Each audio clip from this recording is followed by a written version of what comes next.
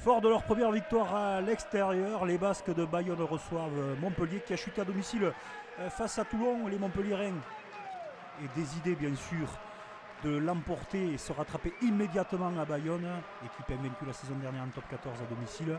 Bayonne veut évidemment confirmer sa belle victoire à l'extérieur la semaine précédente. Et après une erreur de Tibérien, les Montpelliérains récupèrent ce ballon en touche. 10 minutes convaincantes de ces mêmes Montpelliérains, inspirés dans ce début de rencontre. Les Bayonnais sont plutôt dans l'observation. Vous allez voir Montpellier à l'initiative, créer ses points de fixation habituels, user la défense, la resserrer. Léo Colli à la manœuvre. Bon ballon avec deux soutiens proches, renversement immédiat.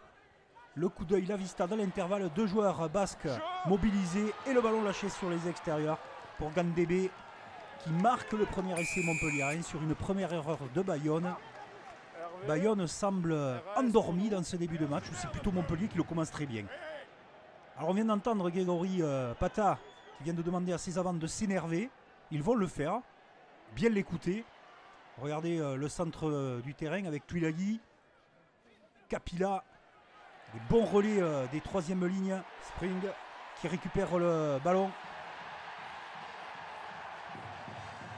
La continuité dans le jeu basque, belle arrivée à hauteur du pilier gauche, ça va très très vite. Une situation d'avancée significative, les extérieurs, bien joué pour Makala, l'ancien meilleur marqueur de Bayonne la saison dernière.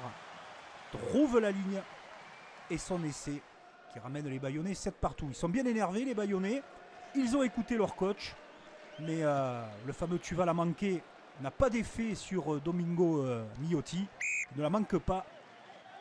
10-7 pour Montpellier, c'est pas immérité pour l'instant. Bayonne continue par contre à se déchaîner. La furia bayonnaise, la furia basque. Et Capilla qui marque entre les poteaux avec ce service magnifique à hauteur. Le pilier gauche une fois de plus dans l'action de Bayonne. Joris Second, formalité pour lui, ne tremble pas. 30e minute de jeu, les Bayonnais se sont bien réveillés et retournent au vestiaire avec ce score de 17-13. Et contrairement à cette belle lancée, ce sont les Montpelliérains qui entre-temps relancent le jeu de parfaite manière. Et les Bayonnais vont se faire une peur immense parce que Montpellier joue bien. Montpellier est dans les starting blocks. Et les erreurs techniques, les fautes bayonnaises à répétition sont punies par Domingo Miotti qui passe 3 points de plus. Et surtout ils s'endorment, les Bayonnais.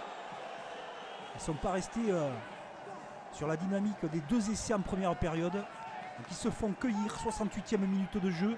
Avantage en cours signalé par monsieur l'arbitre. Et la progression redoutable des Montpelliérains qui méritent cet essai, qui méritent de revenir à hauteur après transformation avec Christopher Tolofua. Et la vérité va passer une fois de plus par Joris Second pour les Bayonnais. Ils vont l'emporter de cheveux, ça fait très peur. Ils auraient pu annuler cette belle victoire à Perpignan, mais ils s'imposent 26-23.